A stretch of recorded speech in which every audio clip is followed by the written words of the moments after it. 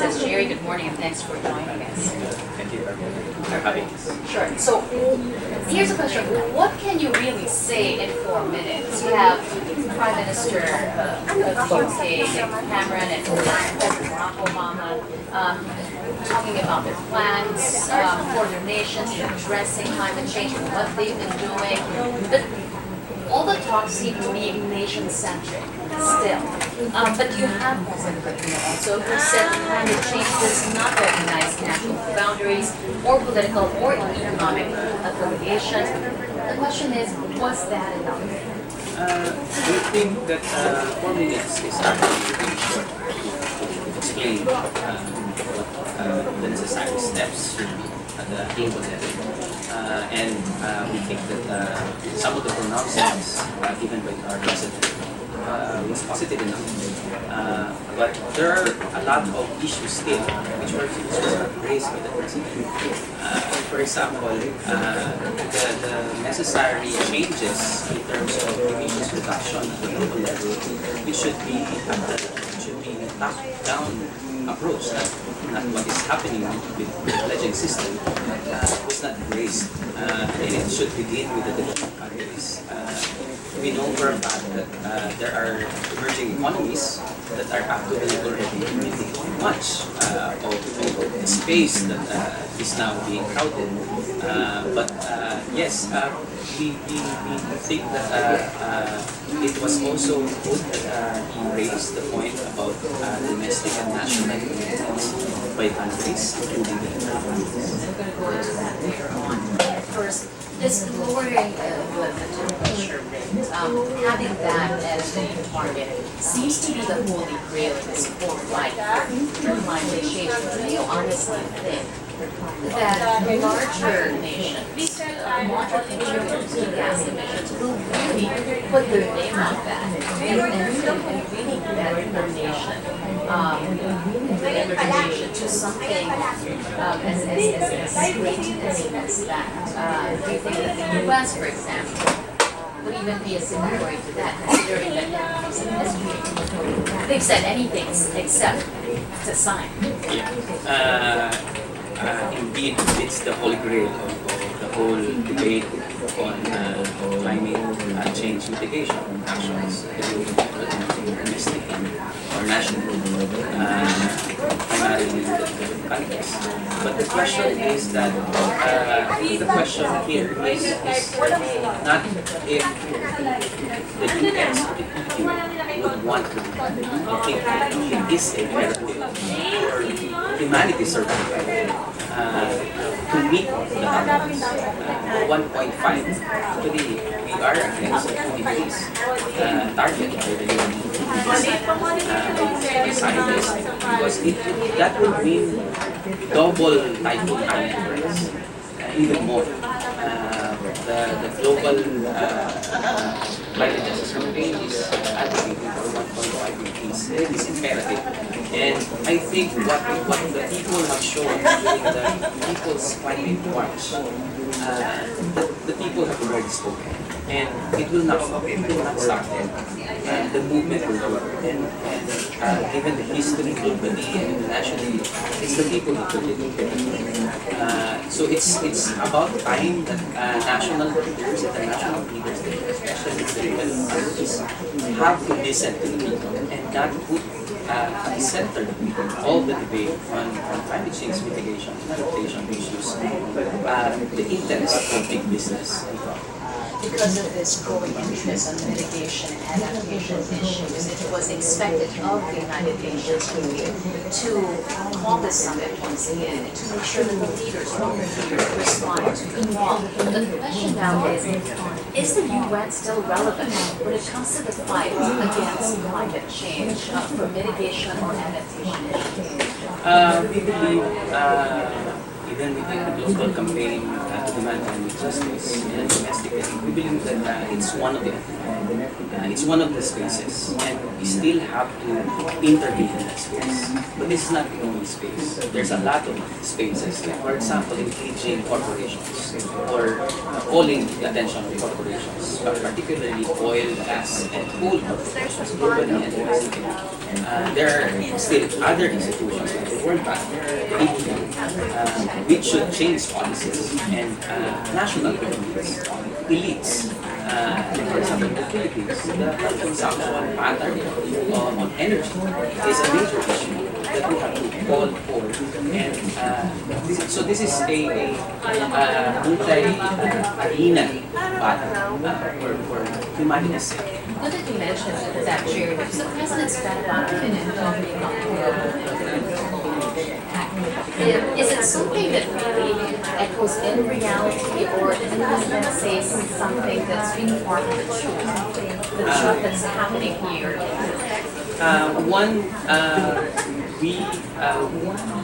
We appreciate that the president mentioned it and that he mentioned the Philippine government or the Philippines is committed to that election. But it is now time to walk the talk. That's our response to the president. Because for the past 3 years, and he's now entering the second phase of his term, we have seen 45 coal-fired power plants being approved by this administration. That's basically 10,000 megawatts. That's basically eclipsing the targets for renewable energy. So he doesn't mention that. So domestically, in this inconsistent with what the government has been doing. And I think that the government of the Philippine administration still has time. It still has 2 years to turn around, to shift.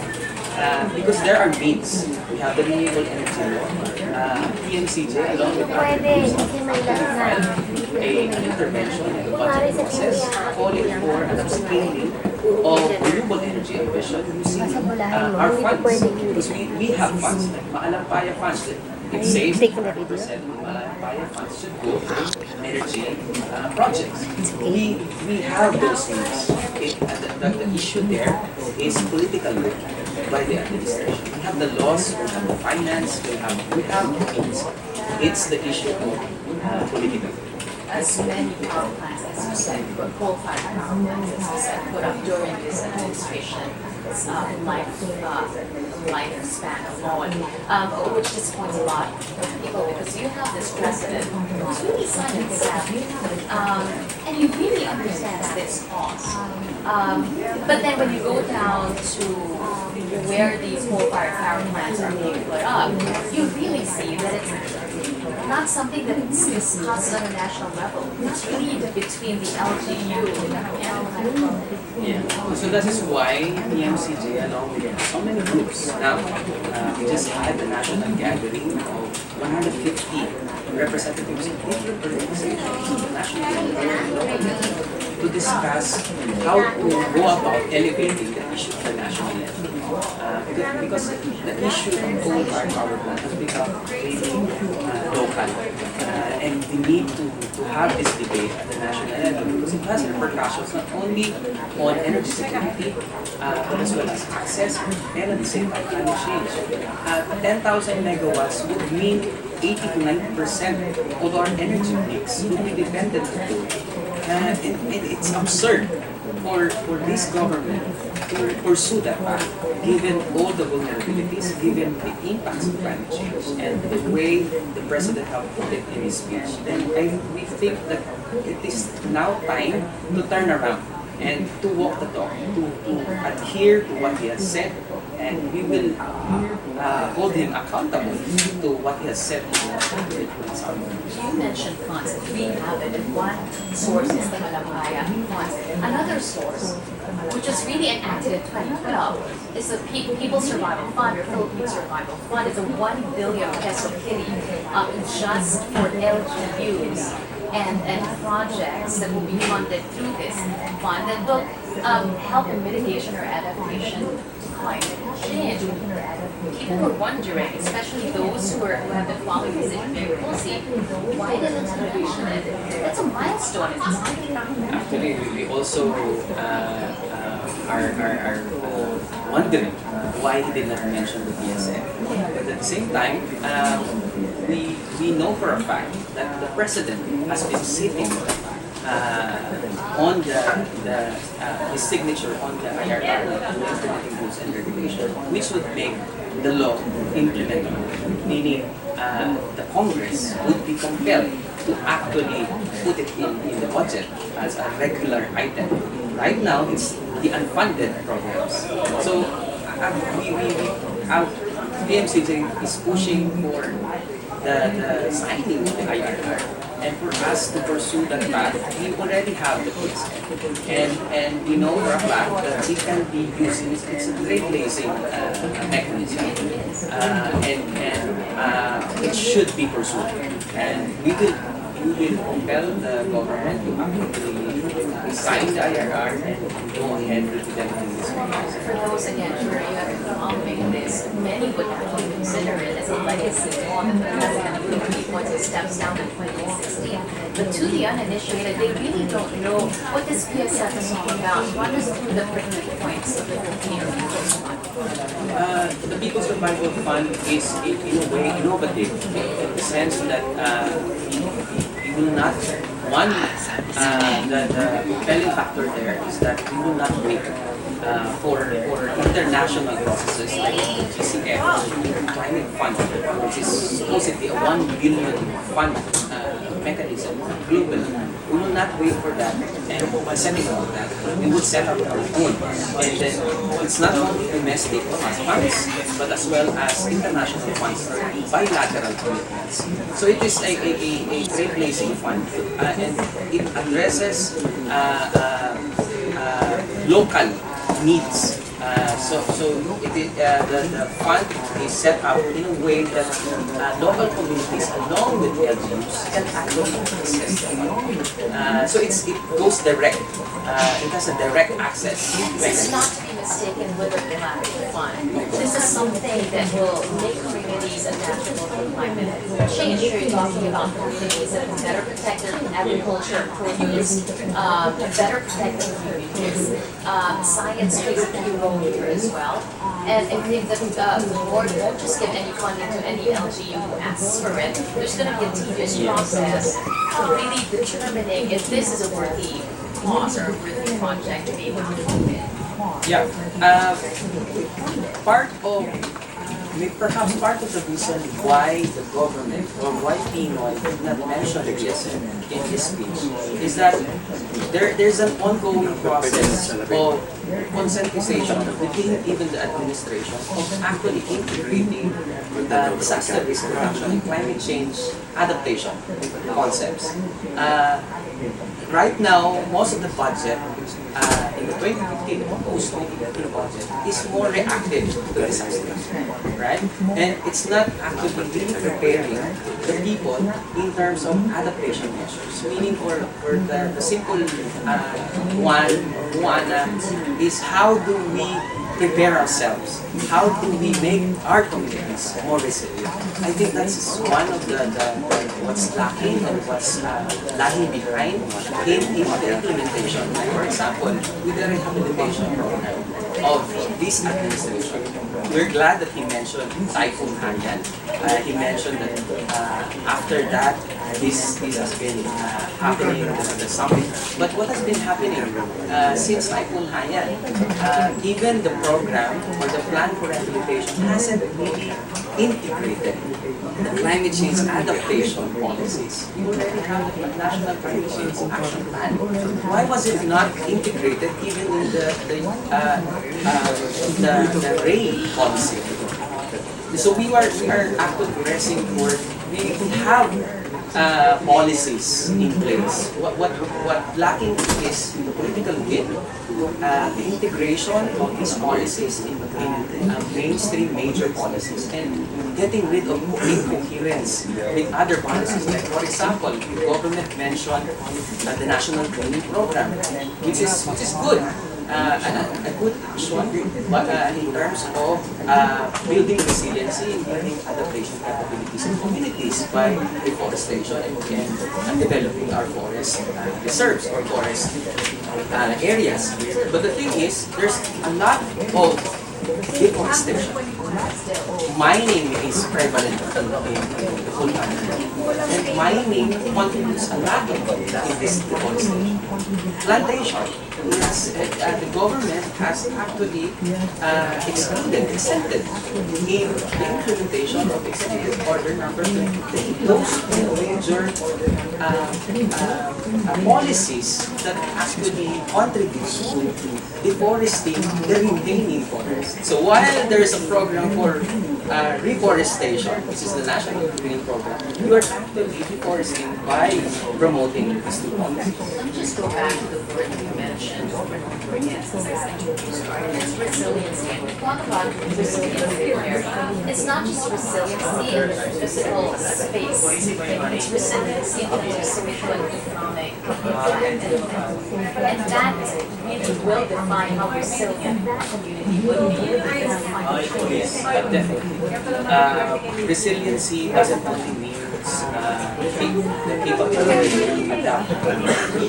It also has something. It also means economically the people are capable.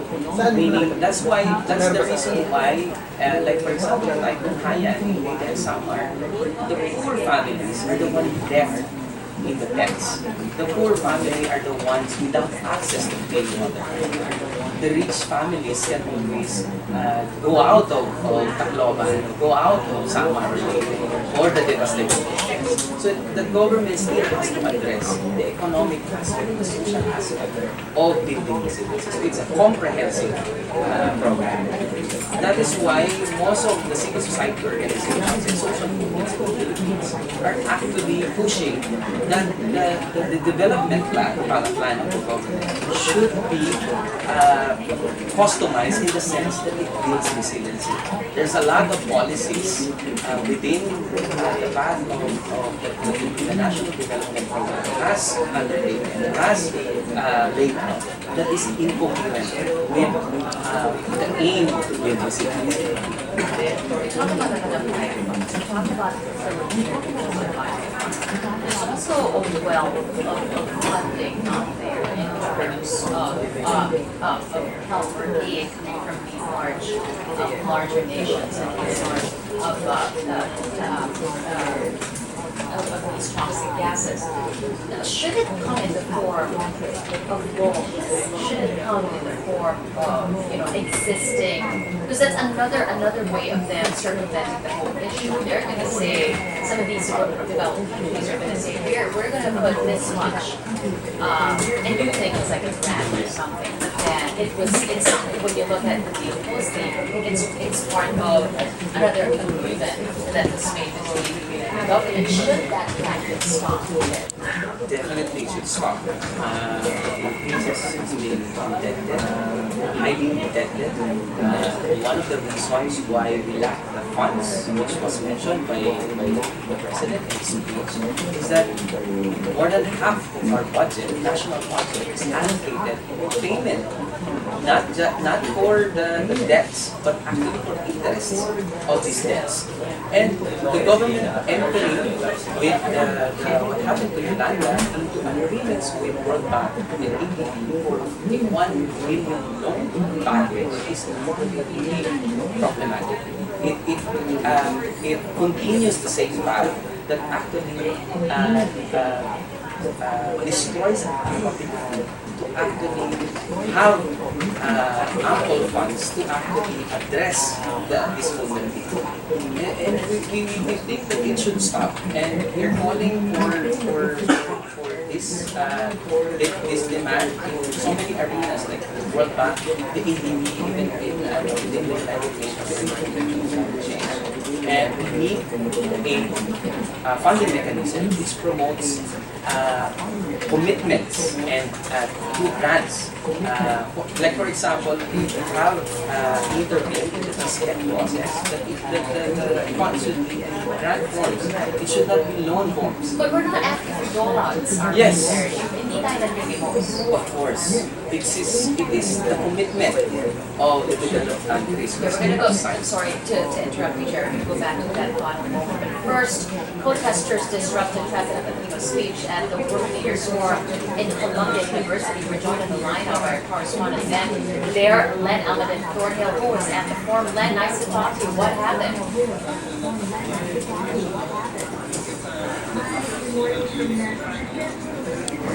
Other nations, including the private ones, your very own people.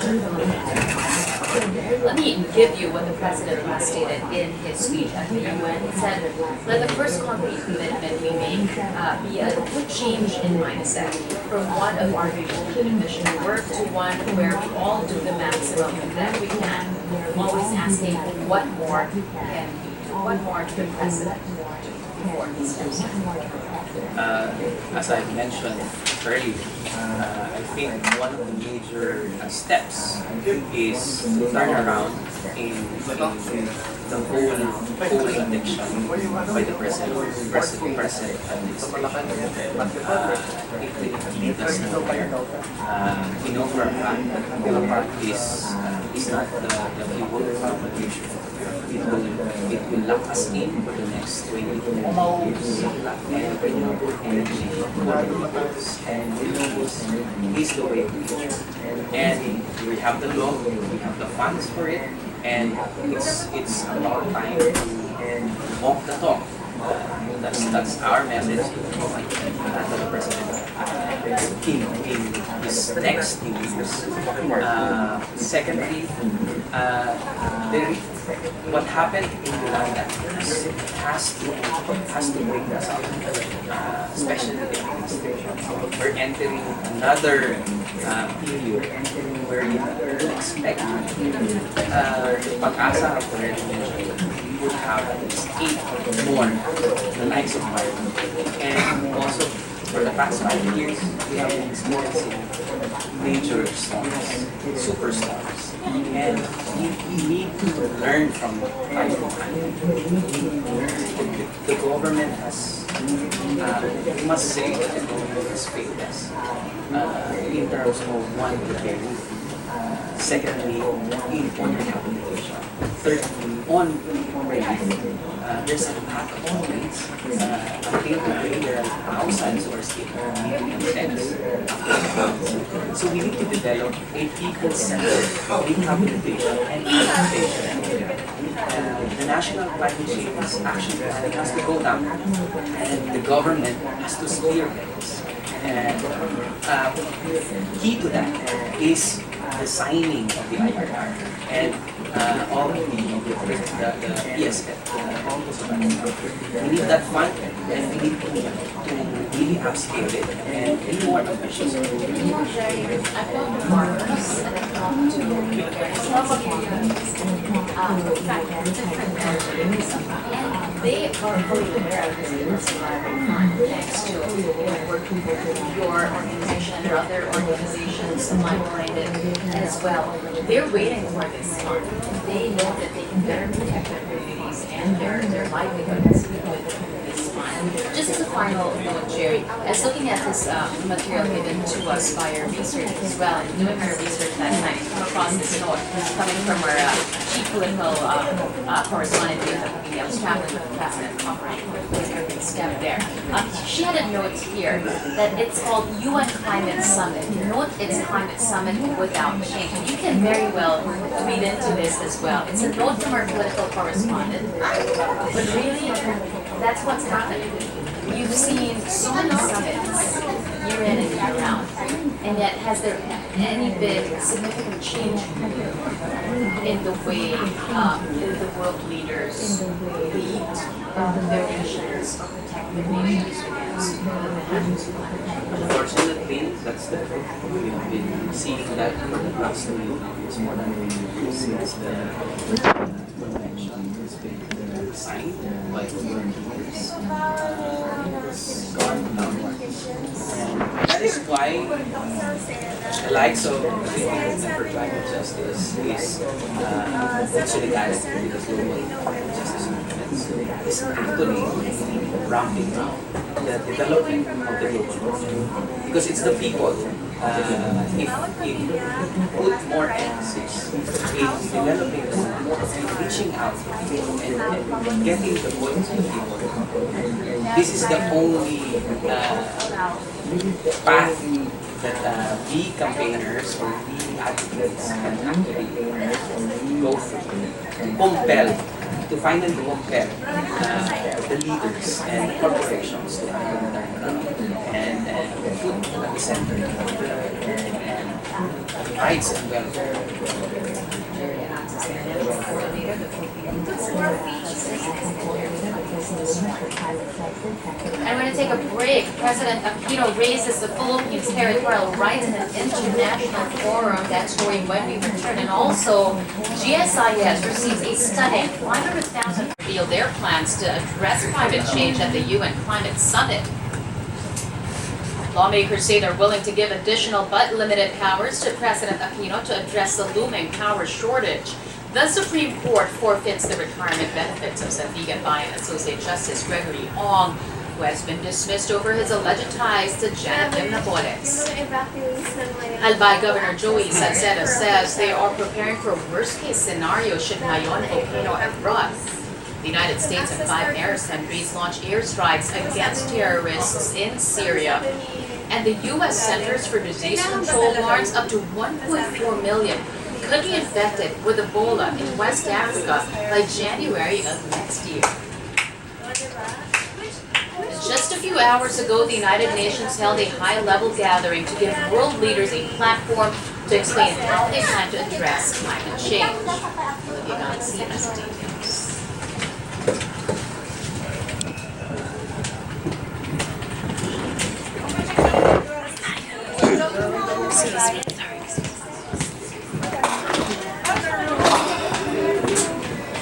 May tanong ako, Ruben. Yung ilaw na nandun, yung bilog, ba't hindi na lang urgent appeal for nations to act together to address climate change? Speaking at the United Nations, he says that while the Philippines is not a top emitter of greenhouse gases, it bears a disproportionate amount of the burden of climate change. Congressman, sa bagong building. Did you want to do the whole? Did you want to do the whole thing, Recipe, or you want that? Who said that says Correct. lahat. Yung targets. Ano? Yung, on the line na before pa? Wala pa. Ayan. Sinong phone patch to, LJ? Naglalay ng pag-bago sa alas 10 grabing level of confidence. Aha. Mas madaling mag-out kaysa makulangan. Thornhill. Direct Thornhill. Len Almadin Thornhill? Yep. Andiyan na? Ano na yun? Wala pa raw. About this one, no? Yeah. Okay. About the heckling, may nag-heckle sa kanya.